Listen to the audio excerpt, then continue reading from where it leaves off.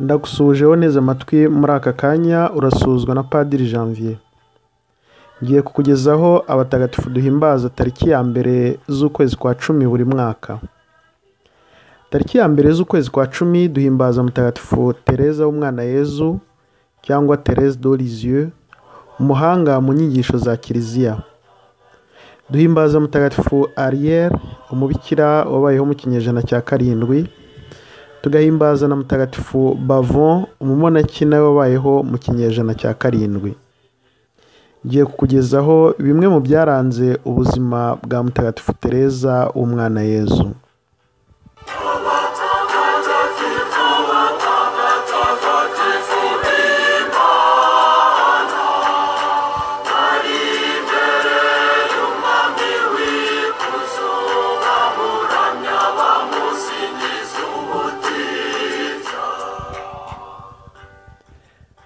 Marie-Françoise Thérèse Martin niyo mazina yiswe n'ababyeyi. Ni umukobwa wa 5 akaba n'umuhererezi mu muryango w'iwabo. Yavukiye ahitwa Alençon mu Faransa mu mwaka w'1873. Nyina yitabye Imana afite imyaka 4 gusa y'amavuko. Nyuma y'urupfu rwa nyina, ise yimukanye n'abakobwa be 5 bajya gutura mu mujyi wa Lisieux. Tereza ageze mu kigero cy'imyaka 15, bakuru be 2 yafataga nka nyina aribo Pauline na Maria binjiye muri Carmel, umuryango w'abihayimana. Tereza yumva nta wasigaye, yiyemeza kubakurikirayo, ariko baramwangira kuko yari akiri muto agifite imyaka 15.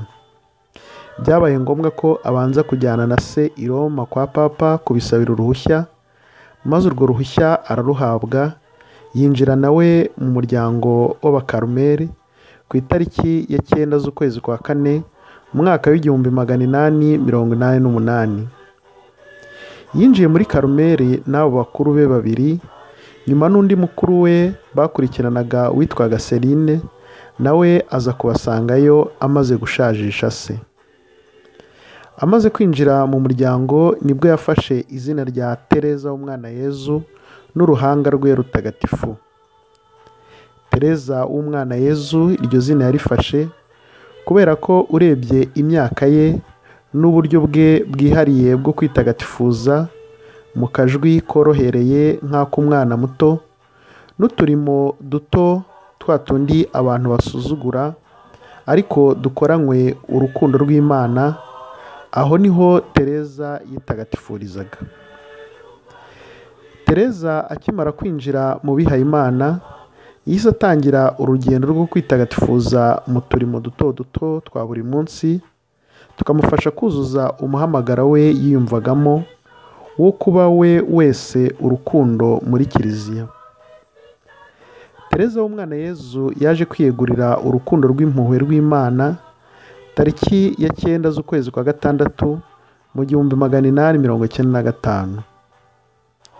Ubuzima bwe bwafashije abantu benshi kumva neza imigenzo nyobokamana yo kumvira, ukwemera, ukwizera n'urukundo, kuko we yabibagamo mu buryo bworoheje cyane kandi bwumvikana neza mu tuntu duto duto twa buri munsi.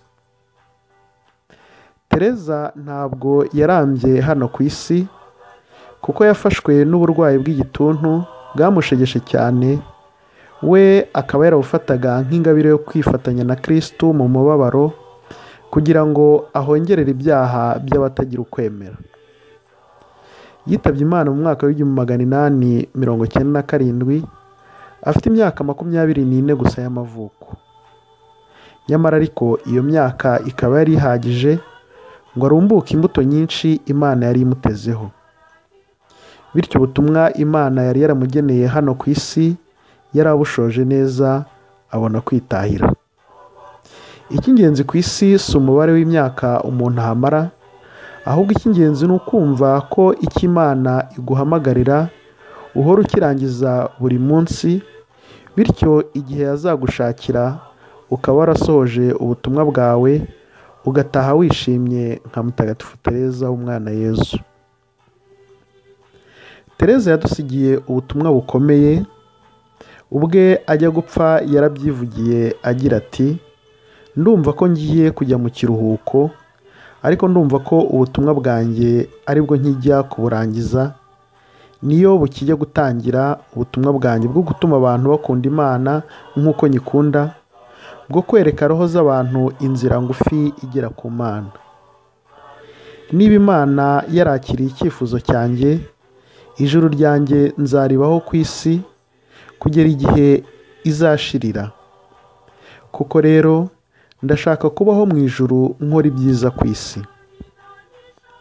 Ubwo butumwa bwo gukundisha Imana abantu, Tereza abusobanura agira ati, nahawe ingabire yo kumva rwose ukuntu Yezu yifuza gukundwa. Nanone hari ahandi avuga mu isengesho ryo kwihebera urukundo rw'Imana ati, Mana yanjye ubutatu butagatifu buhire, ndifuza kubakunda no kubakundisha, ndifuza gutuma Imana ikundwa. Ubwo ni bumwe mu butumwa bwa Mutagatifu Tereza w'umwana Yezu. Tereza yemeye urukundo rw'Imana arwirangurizamo wese mu bwizere burunduye. Urwo rukundo yiyeguriye rero si urukundo rubonetse rwose. Yarivugiye ati, ngewe Imana yanyihereye impuhwe zayo zahebuje. Kuri Tereza mbere ya byose urukundo rw'Imana ni impuhwe zayo z'agahebuzo. Ni ukuvuga rwa rukundo rw'ikirenga, rwa rukundo rurenze imivugire y'Imana, umubyeyi nyamubyeyi ishakashaka umwana w'ikirara kuko yakomeretse ku mutima, kuko ari umurwayi n'umunyabyaha. Ararikira abanyantege nke bose ndetse n'abiyumvamo ubutindahare bw'umutima kutagira ubwoba bw'ububi n'intege nke zabo, ahubwo bakiranguriza mu mpuhwe n'imbabazi by'Imana. Tereza w'umwana Yezu akongera akavuga ati, nta kindi kitari ubwizere burunduye kizatugeza mu ndiri y'urukundo rw'Imana. Agiye gupfa, Tereza w'umwana Yezu yahanuye ko abantu bose bazamwiyambaza atazabatererana. Kristo yakunze byimazeyo, yujuje ubwo buhanuzi.